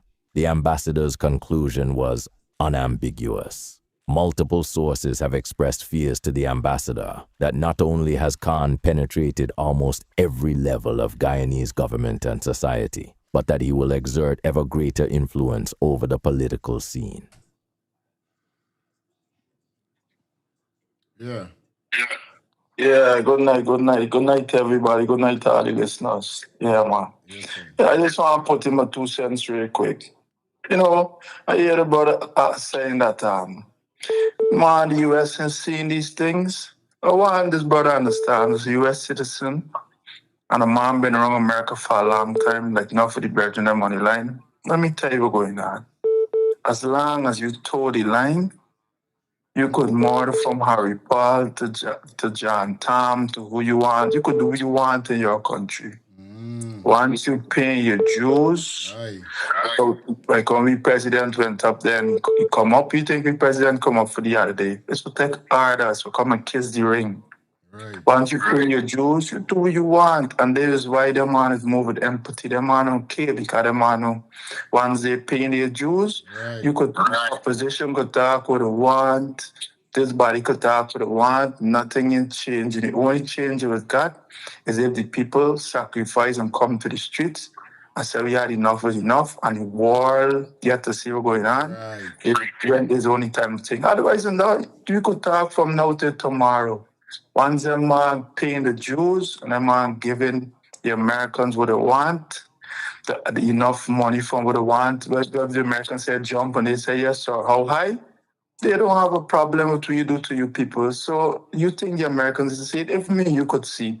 What about the Americans? But it's just me 2 cents, my brethren. You know, have a good night. Respect. Respect. Yes, I. Yeah, fire. Yeah, Yo. go through. Yeah, same thing my brethren just saying there, bro. That man done doing what they're doing. They giving America, they could complain to the ambassador and talk what they want. She seen all of them, but they got bigger fish than the drugs that passing in. That's why every minute you look on, you see how much ganja person getting boss. Enough. I tell you. The ganja now, they're bossing the ganja as a front for the coke. Hey, what's going on? They gotta show that they're locking up certain people for certain things. And the people they're locking up is the people them that bring in the stupidity amongst the thing through the country. Yes, right? But all this is a camouflage. Uncle Sam know, the big brother know what is going on. But that's least of the problem. They have the mineral, like the bauxite. Not even the bauxite, the gold, the diamond, the iron.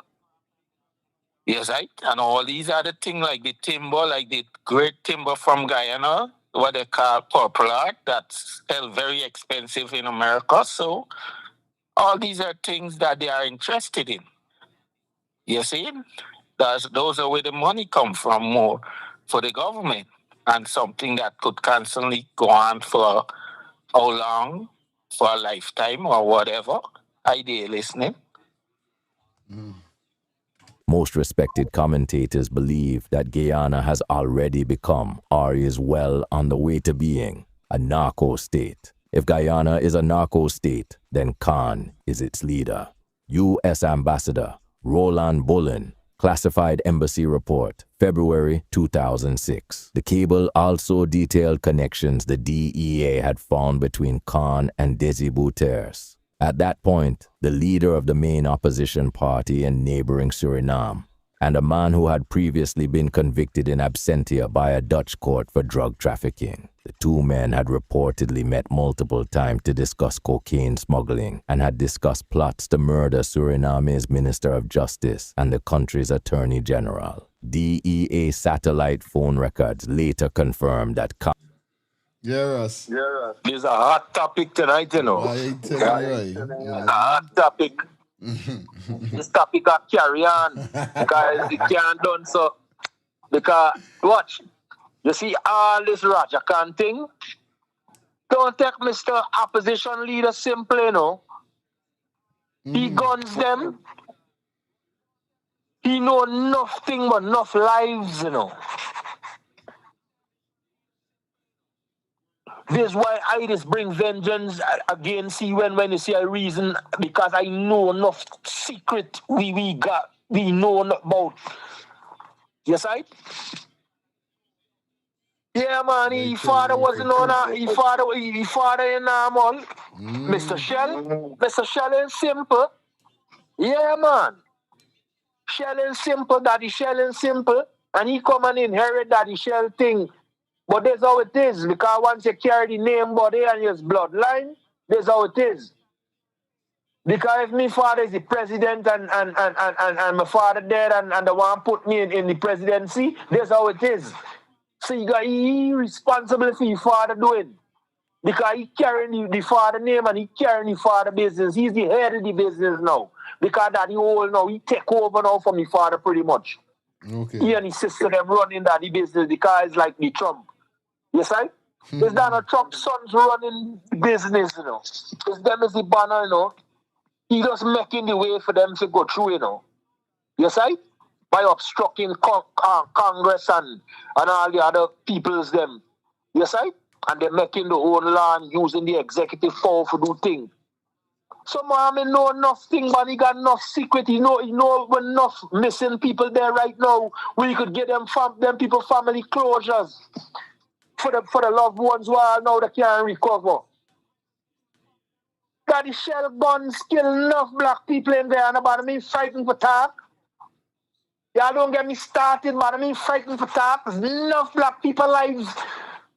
This Mr. Shell ammunitions kill. Yeah, man.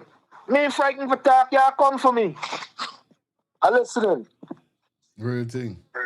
Yes, sir. Cant and Bouterse were in regular contact from late 2005 through mid-2006. Bouterse would go on to be elected president of Suriname in 2010. Meanwhile, the DEA also noted that Cant had been acting as a middleman in weapons for cocaine deals with the FARC, Colombia's most powerful guerrilla organization. He was smuggling guns from Suriname and French Guyana into Guyana, exchanging them with FARC for cocaine, then moving that cocaine into the American market. He had become a node in one of the most dangerous criminal supply chains in the Western Hemisphere. Donald Allison was 43 years old, a former amateur boxing champion who had been deported to Guyana from the United States in 2002.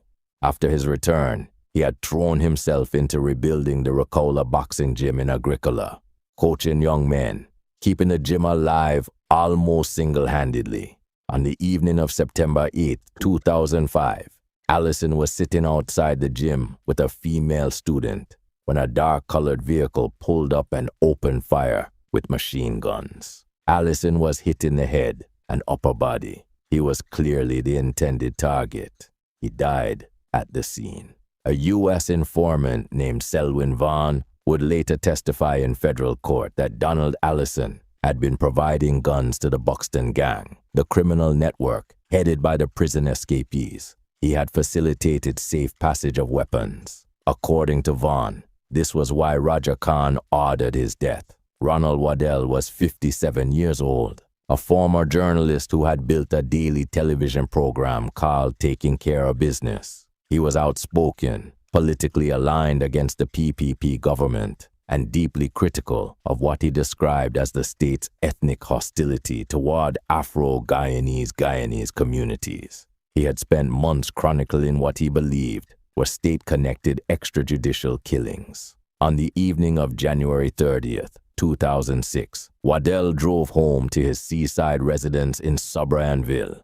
He got out of his car to open his gate. Two gunmen ran across the road and opened fire on the vehicle. They then ran back across the road, jumped into a dark car, and drove east along the highway. Ronald Waddell died at the scene. Selwyn Vaughn, the U.S. informant, testified in court that he had personally served as the lookout for the hit on Waddell. He testified that Roger Khan had ordered the killing. He further testified that after the shooting, he and the other gang members drove with Khan to a Georgetown nightclub to celebrate, and that while there, Khan telephoned Guyana's Minister of Health, Dr. Leslie Ramzami, and instructed him to ensure Waddell died.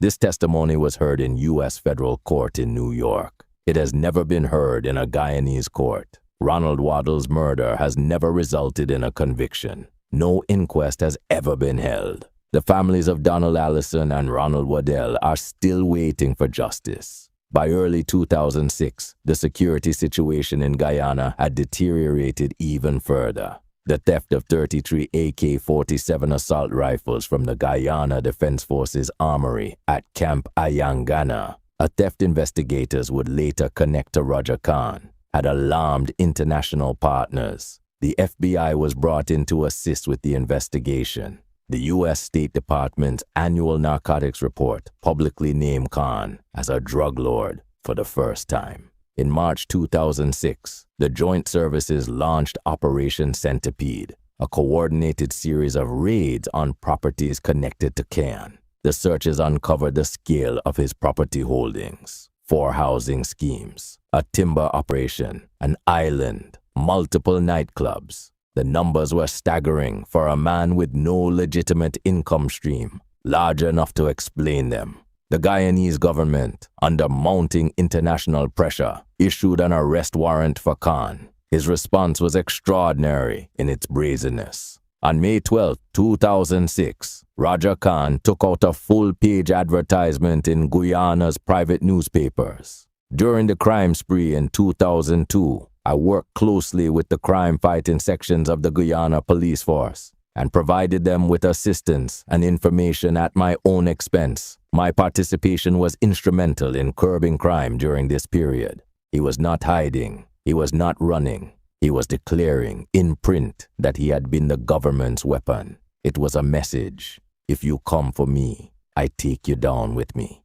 Then he fled to Suriname.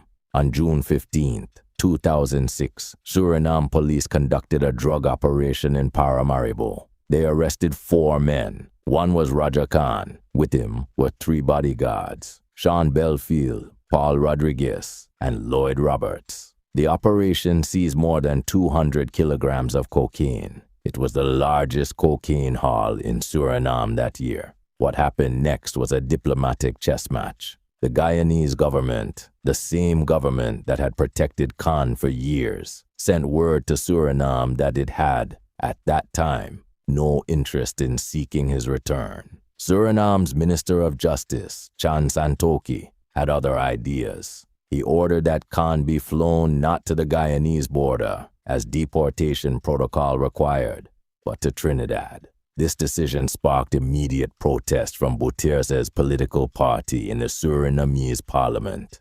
Bouterse's allies did not want Khan handed to the Americans. Santoki's decision prevailed.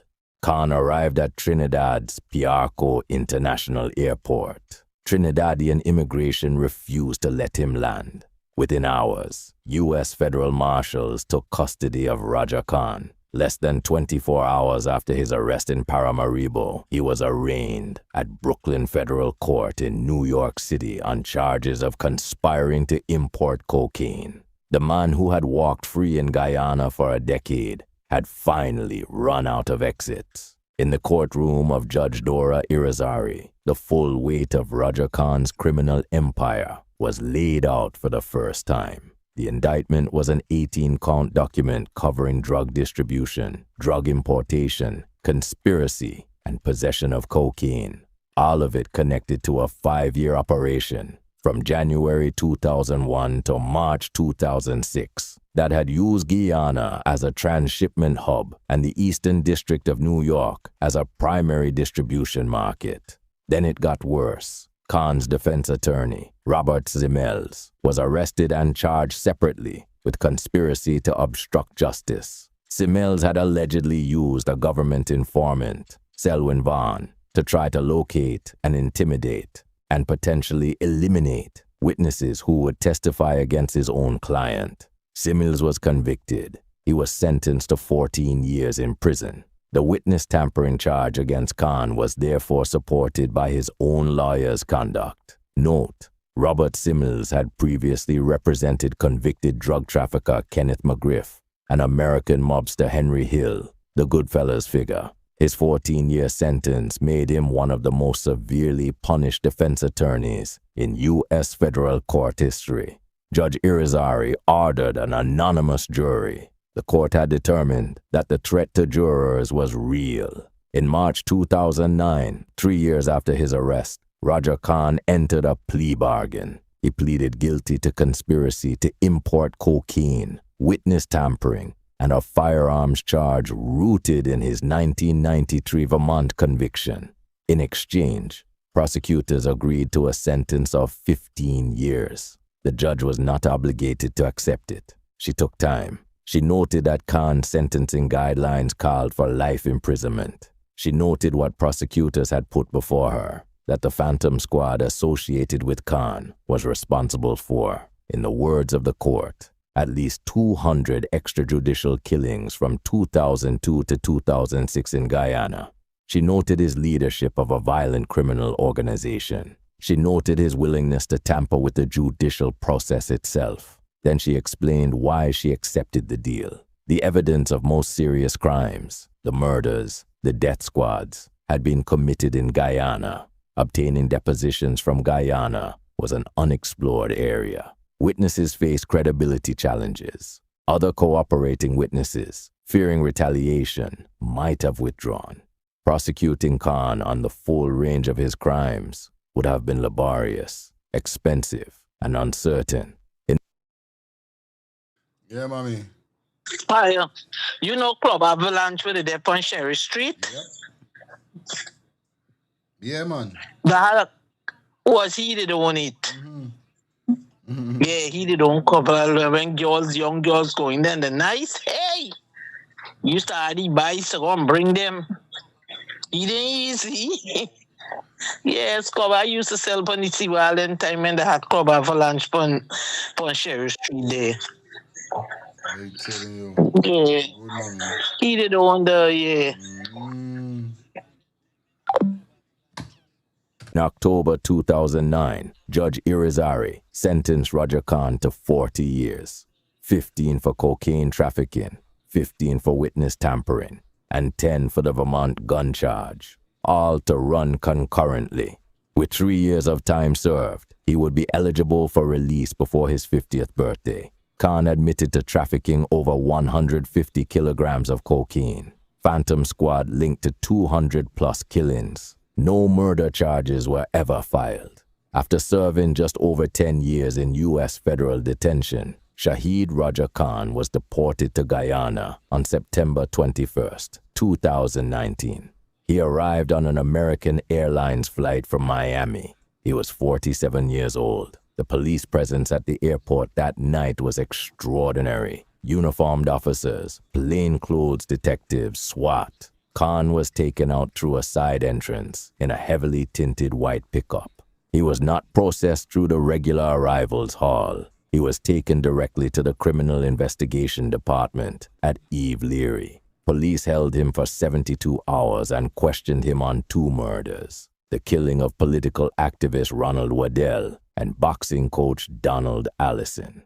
Cant denied any involvement in both killings. His attorney, Glenn Hanneman, confirmed publicly that legal advice had been given to the police that there was no admissible evidence on which any charge could be laid. After 72 hours, Roger Cant was released on $200,000 station bail. He was required to report to the police weekly. That was the full extent of the Guyanese justice system's engagement with a man who, according to U.S. federal prosecutors, had been responsible for over 200 extrajudicial killings on Guyanese soil. Observers noted what had been obvious for years, that despite years of rhetoric from multiple governments about accountability, no real effort had been made to gather and preserve evidence of Cant's domestic crimes. Witnesses who might have testified were dead, abroad, or in fear. The institutional will to prosecute had never existed.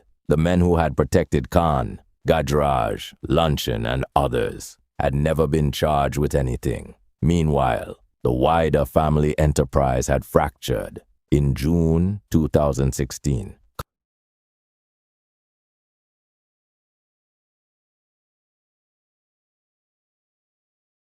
You have heard the name before? Glenn Hanneman? Mm-hmm. Where you hear the name from? He come the other day in the same Muhammad scene, he coming forward for real. All right, bro. Don't say far. Oh. Today.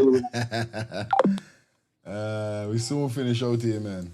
Cant's nephew, Zachariah Cant, the boy he had raised as a son, groomed for the operation, and made a Phantom Squad associate, was arrested in Miami, Florida, along with his wife Nafiza Cant, for possession of illegal firearms, ammunition, and a large quantity of cocaine. Nafiza was released after questioning and returned to Guyana, where she was reported to be administering both Cant's remaining assets. The Phantom Squad, or what was left of it, was said to have been dissolved by Nafiza around that time. In Guyana today, Roger Cant lives quietly. He complies with his reporting conditions. His name still carries weight. The families of his alleged victims, the 200 men whose names were never listed in any indictment.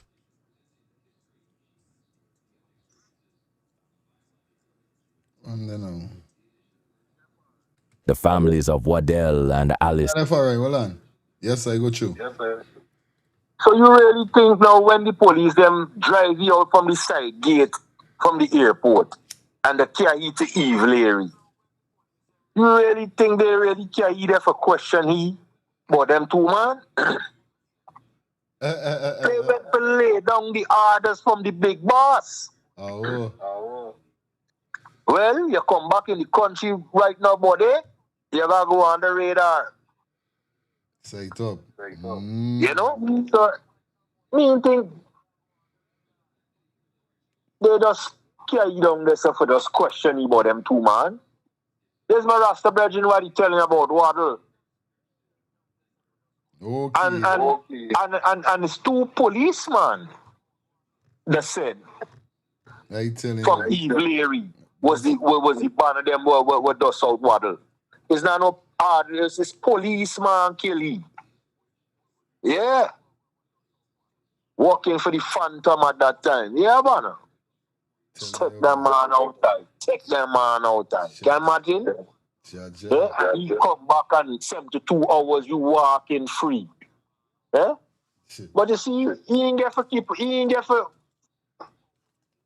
go on with no antics because you don't hear nothing about he.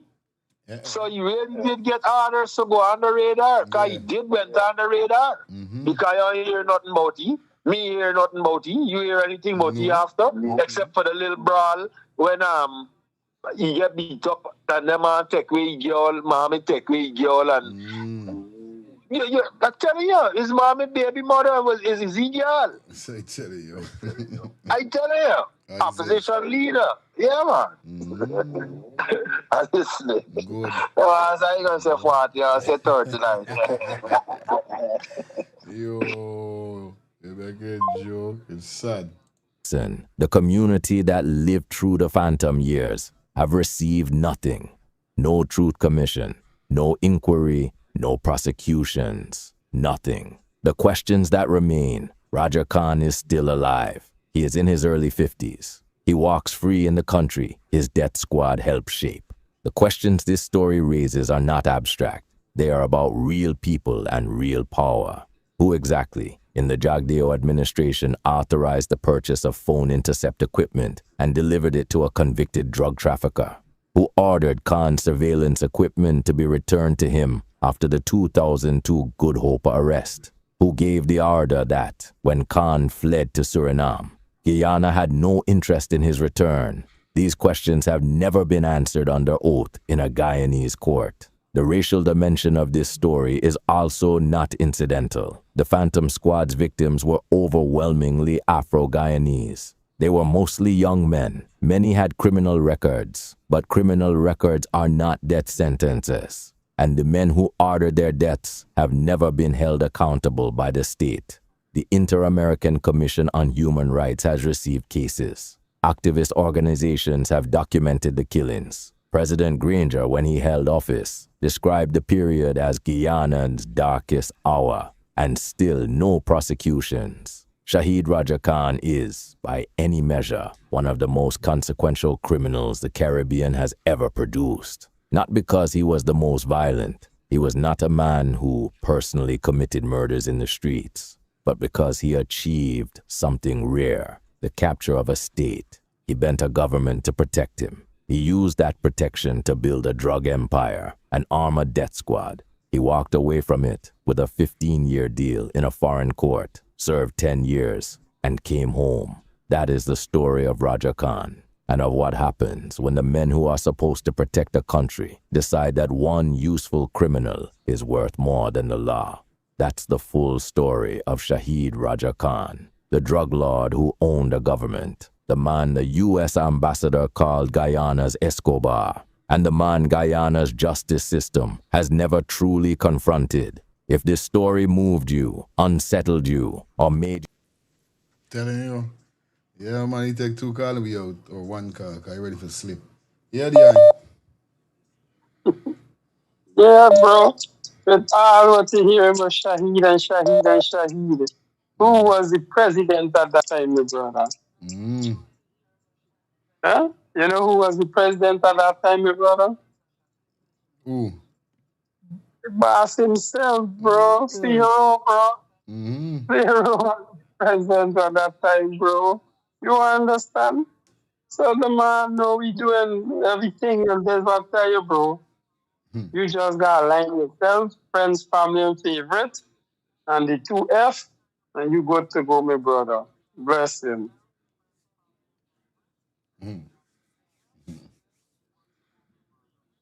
Yeah, like Bless him. Bang! Yes, I. Bang! Bang! A blessed night to you, my brother, and also a grand night to you. May you sleep well, you and the lioness, brother. Full covenant, understand me, by Jah. Yes, I've been listening, good listening, you know? And everybody got a if and a buts and a maybes and who ain't going back in history and all of this kind of etc. But you hear something that guy say last? Here you say up to now the Guyana justice system ain't confront this man about 9 but them murders and 200 murders. You hear the man now say that? Huh? I need her. Out of this whole thing, understand me? Who is most of the people that really feel it? Who is most of the people that really dead out? Black people. All of the Indians, them from Rajakan, his sister, his woman, I call whatever name I want to call. All these people done free and living back their life. And it's something, right? That Albert say. I'm going to leave that for last. Now, Rassama is saying that all this police at the airport, all this is a big show for people. Like if the government going to collect this man coming in with U.S. Marshals, bringing you off a plane. All you want is 2 Guyana top cops for going collect you. I'll put you in a vehicle and carry you wherever you're carrying. All the big facade for when we already know that he doing all this for the government. when all this was government. So I hope everybody that was talking and the ifs and the buts and maybes, and also a lot of you that are listening that got brains, I hope you all take the essence, the true essence out of this. That all of this, black people is who pay the price. Black people is who pay the price. And up to now, all the talk we talking is no black man we talking about that up there in politics or the money or the drugs or nothing. But black people is who pay the price. Just like today in America, black people ain't bringing the most drugs and the most guns, but them is the most in jail for it though. When the black man really wake up though, because this is what Albert said tonight, that went over enough people's head.